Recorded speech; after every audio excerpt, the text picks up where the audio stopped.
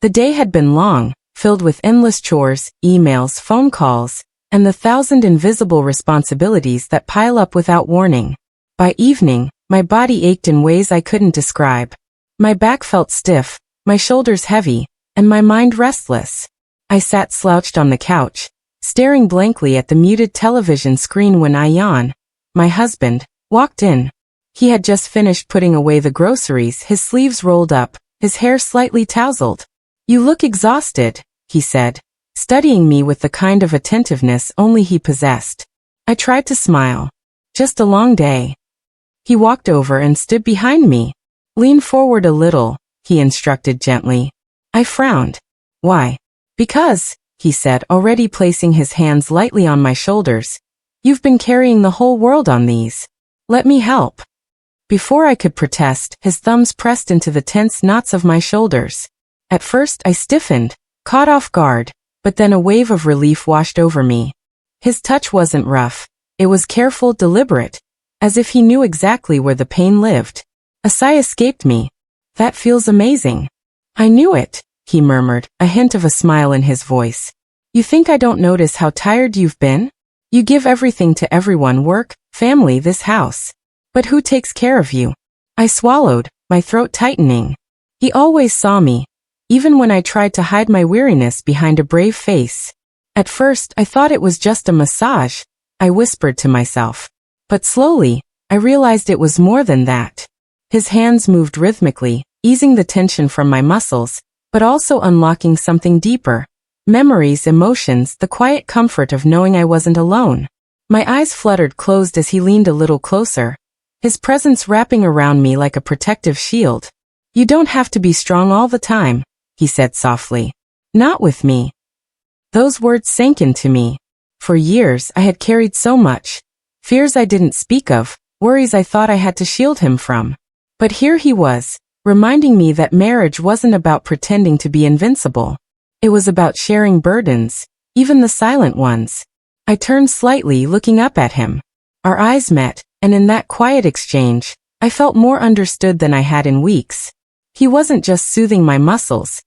He was reminding me of the foundation we had built, love, trust, and a partnership that went beyond surface-level gestures. As his massage slowed, Ayan moved to sit beside me. Without hesitation, he pulled me gently against his chest, his arms circling me in a way that made me feel both small and safe. My head rested against him, and I listened to the steady beat of his heart. "Do you remember?" I asked after a pause. "The first time you ever tried to cook for me?" He laughed, the sound vibrating softly against me. "How could I forget? Burnt pasta, undercooked vegetables, and you pretending it was the best meal you'd ever had." "I didn't pretend," I said with mock seriousness. "I admired the effort.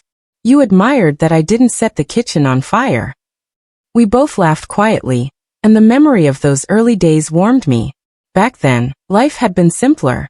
We were two dreamers figuring out love one clumsy step at a time. There were no big houses, no endless responsibilities, just long walks, shared meals, and conversations that stretched into the night.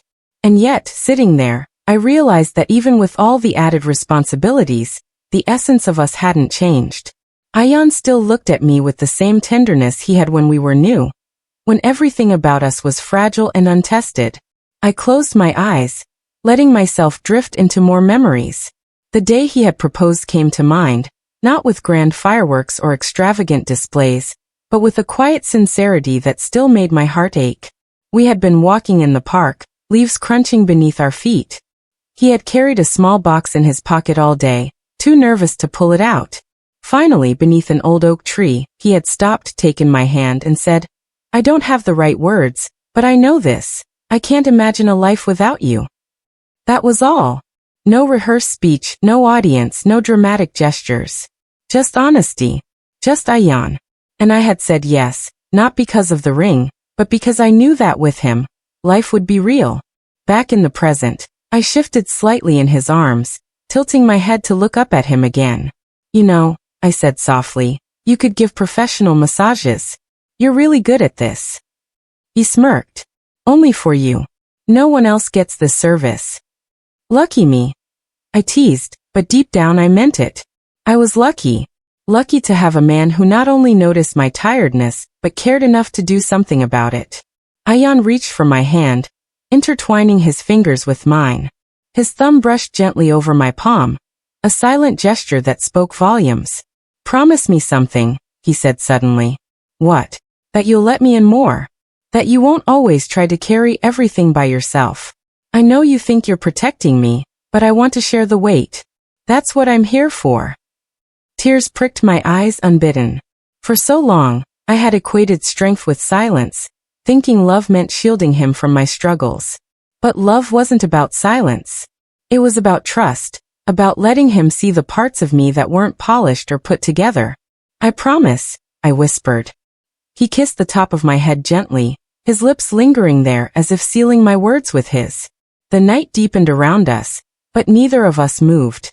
The television remained muted, the groceries remained unpacked, and the world outside continued its usual noise.